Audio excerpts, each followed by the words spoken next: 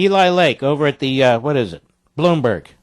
One of the great hypotheticals of Obama's presidency involves the Iranian uprising. Remember that? Began on June 12, 2009, after Ahmadinejad was announced the winner of contested presidential elections. What if the president had done more to help the protesters when the regime appeared to be teetering? It's well known he was slow to react.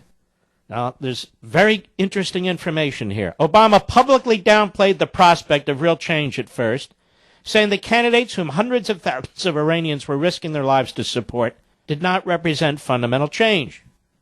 When Obama finally did speak out, he couldn't bring himself to say the election was stolen. Quote, "The world is watching and inspired by their participation regardless of what the ultimate outcome of the election was." Unquote. But Obama wasn't just reluctant to show solidarity in 2009 with these freedom fighters. He feared the demonstrations would sabotage his secret outreach to Iran. In his new book, The Iran Wars, Wall Street Journal reporter Jay Solomon uncovers new details on how far Obama went to avoid helping Iran's Green Movement. That's what they call this freedom movement. Behind the scenes, Obama overruled advisors who wanted to do what America had done at similar transitions from dictatorship to democracy and signal America's support. Solomon reports that Obama ordered the CIA to sever contacts it had with the Green Movement supporters. Quote, "The agency had contingency plans for supporting democratic uprising anywhere in the world. This includes providing dissidents with communications, money, and in extreme cases even arms," Solomon writes. But in this case, the White House ordered it to stand down. This is incredible. This man should have been impeached a long time ago. If I have a top issue with the Republican Party, and I have 1,000 of them, the top issue was the failure to remove a lawless, dangerous man from the Oval Office out of nothing but sheer cowardice. At the time, Solomon reports, Obama's aides received mixed messages. Members of the Iranian diaspora wanted the president to support the uprising. Dissident Iranians from inside the country said such support would be the kiss of death.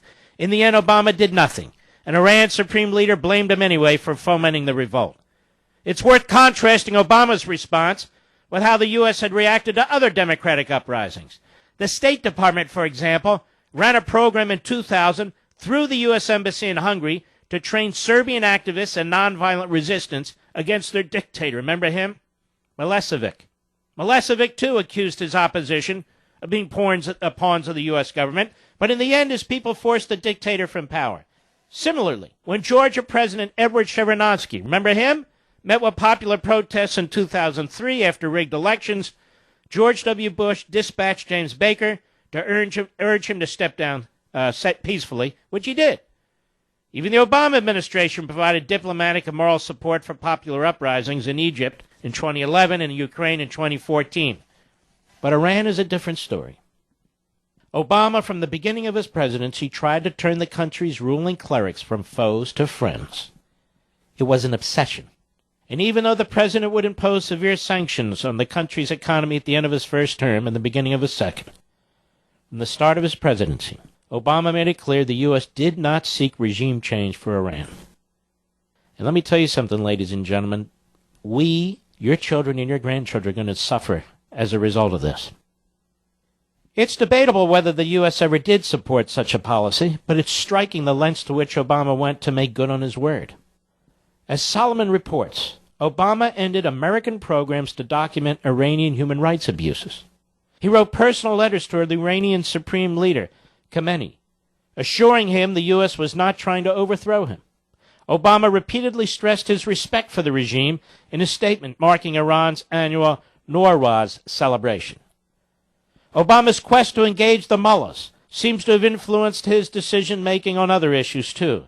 When he walked away from his red line against Syria's use of chemical weapons in 2013, Solomon reports both U.S. and Iranian officials had told him that nuclear negotiations would be halted if he intervened against the Syrian dictator Bashar al-Assad. Obama eventually did get a nuclear deal with Iran. Solomon's book shines in reporting the details of the diplomacy that led to the 2015 accord. Now, I'm going to pick it up from here after the break. This is crucially important, ladies and gentlemen. I'm not beating my chest, telling you how great I am. I haven't started any sentence with I, and all the rest. This is crucially important to you, to me, and to this country.